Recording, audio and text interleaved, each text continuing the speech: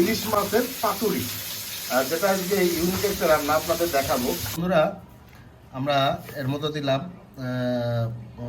ইলিশ মাছ, কাঁচা ইলিশ মাছ ধুয়ে কেটে পরিষ্কার করে নেওয়া, জিরে বাটা, আদা বাটা, শুকনা মরিচ বাটা, কাঁচা মরিচ, পেঁয়াজ ও রসুন বাটা, এদিকে আছে গুঁড়া আর কি, এদিকে আছে সয়াবিন তেল। এখন দিয়ে দিব পরিমাণ মতো সরিষার তেল, খাঁটি সরিষার তেল দিয়ে দিব।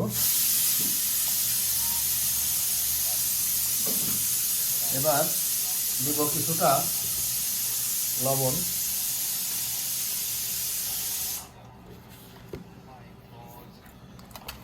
এবার এটাকে আমরা মেরিনেট করে নেব বন্ধুরা।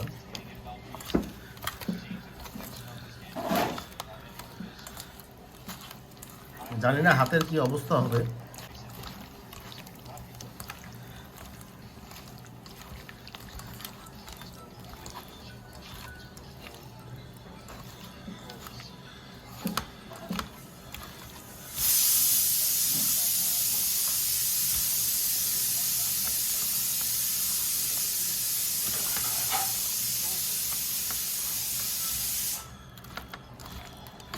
বন্ধুরা, আমাদের ম্যারিনেট করা প্রায় হয়ে গেছে। আমরা আর একটু তেল দিব।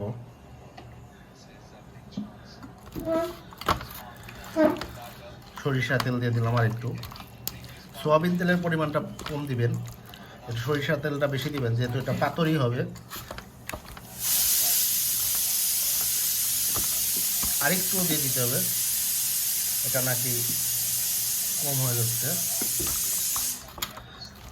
বন্ধুরা দেখেন, সরিষার তেল দেওয়াতে মশলাটা একদম গায়ে গায়ে মাখা মাখা হয়ে গেছে। কালারটা দেখেন। লাল পাতাগুলো বিছানো হয়ে গেছে, ধুয়ে পরিষ্কার করে নেওয়া। এখন আমরা মাছগুলো এর উপরে দিয়ে দিব, সুন্দর করে সাজিয়ে দিব। এটাকে বলা হয় ইলিশ মাছের পাতুরি।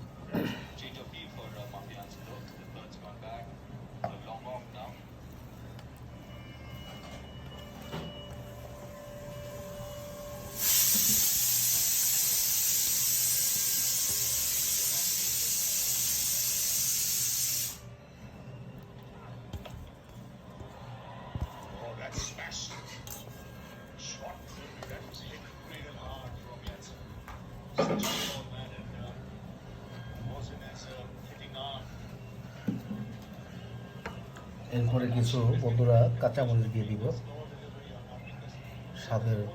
স্বাদটা বাড়ানোর জন্য। এরপরে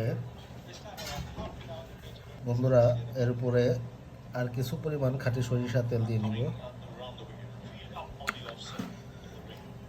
এটাকে সুন্দর করে পেঁচিয়ে নিতে হবে। পাতুরি পেঁচানো শেষ। এখন এটা আমরা ভাতের মধ্যে দিয়ে দিব, ভাতের ভিতরে বসিয়ে দিব। এভাবে কিছুক্ষণ এর মতো ঢেকে রাখবো আমরা। বন্ধুরা, আমরা আমাদের ইলিশ মাছ পাতুরিটা উঠে ফেলছি। আমরা দেখবো এখন ভিতরে কি অবস্থা। আমরা খুব এক্সাইটেড আমরা এটা দেখার জন্য। তো আমরা এখন খুলবো ভিতরের সেই দৃশ্যটা দেখার জন্য, ভিতরে কি একটা অবস্থা দেখবো আমরা ভিতরে কি অবস্থা। ওফ, এই কি রসালো বেরোয় যাচ্ছে আমাদের সেই ওরা কাঙ্ক্ষিত। ও মাই গড, আফ, সেই সেন্ট দারুণ।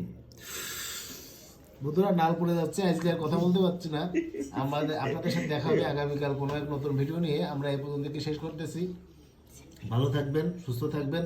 আমার নাল পড়ার কারণে আমি কথা বলতে পারতেছি না। লাইক, কমেন্ট, শেয়ার করবেন, আমাদের চ্যানেলটাকে সাবস্ক্রাইব করবেন। ভালো থাকবেন সবাই, বাই বাই।